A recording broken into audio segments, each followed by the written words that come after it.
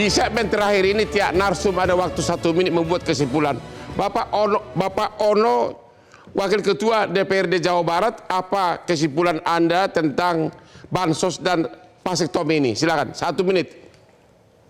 Ya, yang pertama tentunya kita harus menghormati betul bahwa hukum positif itu ya terkait dengan masalah KB itu harus disesuaikan dengan agama. Nah, sehingga kita harus menghormati fatwa ulama. Yang kedua, kita juga punya hukum positif terkait dengan hak asasi manusia. Itu juga harus kita hormati betul. Nah, yang ketiga, bicara kemiskinan, banyak cara lain ya bagaimana mengentaskan kemiskinan melalui program-program dari Gubernur Jawa Barat.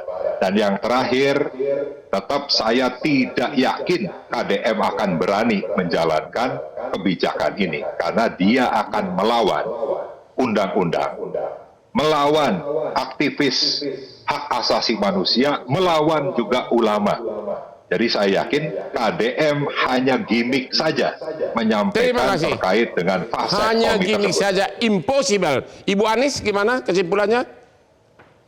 Ya, bahwa kebijakan yang dibuat untuk kepentingan publik itu harus dilandasi dengan kajian yang komprehensif ya, sehingga untuk meminimalisasi dampak-dampak yang akan ditimbulkan termasuk potensi pelanggaran HAM gitu. Nah, dalam konteks vasektomi sebagai satu pemaksaan itu di dalam Undang-Undang Nomor 12 Tahun 2022 tentang tindak pidana kekerasan seksual itu juga dikategorisasi sebagai salah satu bentuk kekerasan seksual dan ada ancaman pidananya ya dalam Jadi pasal menurut 8, Ibu kalau dipaksakan berarti Gubernur Jawa Barat melaksanakan tindakan kekerasan seksual begitu? Ya, itu masuk kategori tindak pidana kekerasan seksual, diancam penjara 5 tahun dan denda 50 juta. Itu Undang-Undang TPKS sudah mengatur seperti itu, dan itu TPKS itu juga merupakan bagian dari pelanggaran hak asasi manusia gitu. Jadi kami mengedepankan terima kasih Bu Anies. Jadi tetap melanggar hukum ya, melanggar HAM ya. Ya. Terima kasih Pak Boyke. Jadi menurut Pak Dokter yang bagus itu KB itu kayak gimana sih? Ya. Cewek atau cowok? Dua-duanya harus setara. Ya. Artinya kontak pada cowok, mantap itu adalah vasektomi, yang reversible adalah penggunaan kondom. Pil untuk pria belum ditemukan. Ya. Kalau untuk wanita, tubektomi itu kontrasepsi mantap. Ya. Kemudian ada spiral atau IUD, yaitu yang reversible. Atau pil atau susuk, ya, atau suntik. Ya. Tapi dengan adanya diskusi ini, paling tidak masyarakat tahu bahwa ada vasektomi yang bisa dipakai untuk pria dan bisa artinya berkeadilan buat wanita. Tanpa ada akibat apapun. Tanpa akibat tanpa apapun. Mengurangi kenikmatan. Tanpa mengurangi kenikmatan, dan keberhasilannya 99%, tanpa mengganggu keperkasaan. Dan tidak mahal. Dan tidak mahal. Terima kasih. Pak Ahmad Nur, gimana? Jadi kesimpulan Anda? Vasektomi untuk bansos adalah bukan solusi. Vasektomi bukan solusi untuk bansos. Bahkan itu merupakan pelanggaran etika. Pelanggaran etika. Kebijakan pemerintah yang bagus. Ya. Untuk mesejahterakan rakyat, harusnya kita bicara mengentaskan kemiskinan struktural. Ya. Bukan mengurangi jumlah anaknya. Bukankah kita ingat bahwa tidak ada bangsa yang besar dengan anak yang sedikit? Bangsa besar itu, bangsa hebat itu yang melakukan golden age. Artinya anak banyak bukan berarti akan membuat kemiskinan, gitu. Dan anak banyak itu sebetulnya baik buat ekonomi karena akan spending dalam termolegotomi selama dia sejahtera. Persoalannya kan kita tidak sejahtera, tetapi kita tidak boleh memaksa.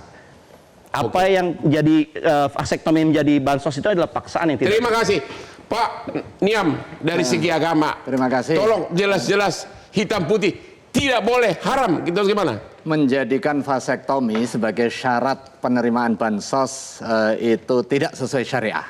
Tidak sesuai sampai hari ini. Karena itu mengkaitkan bantuan sosial dengan syarat vasektomi, padahal itu terlarang, maka kebijakan itu harus dikoreksi. Ya. Dikoreksi untuk kepentingan yang lebih bagus. Tetapi kalau itu tetap dipaksakan, tidak boleh ditaati.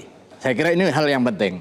Nah, pelajaran berikutnya, kebijakan publik itu harus didasarkan kepada kajian mendalam, kemudian pandangan stakeholders terkait, termasuk juga pandangan keagamaan. Karena itu jadi apakah MUI siap untuk memberikan masukan-masukan agar keinginan kita untuk mensejahterakan masyarakat itu dapat tercapai tanpa hiruk pikuk yang kemudian bisa kontraproduktif. Kasih saran kepada Pak Deddy Mulyadi, jangan terlalu doyan bikin konten, bagaimana? Beliau itu kan sebagai ulil amri, punya pemegang kekuasaan, tetapi bukan raja yang bisa melakukan apa saja yang dikehendaki. Ada aturan-aturan, jadi ada Pak Deddy Mulyadi, Anda bukan raja yang bisa melakukan sesuka hati, karena vasektomi dengan maksud bertentangan dengan HAM, dengan agama, dengan hukum. Demikianlah akhir dari diskusi kita malam ini. Jangan lupa menonton Hot Room setiap hari Rabu jam 9 malam di Metro TV. Silakan Pak ke sini Pak. Kita mau berlomba cincin Pak.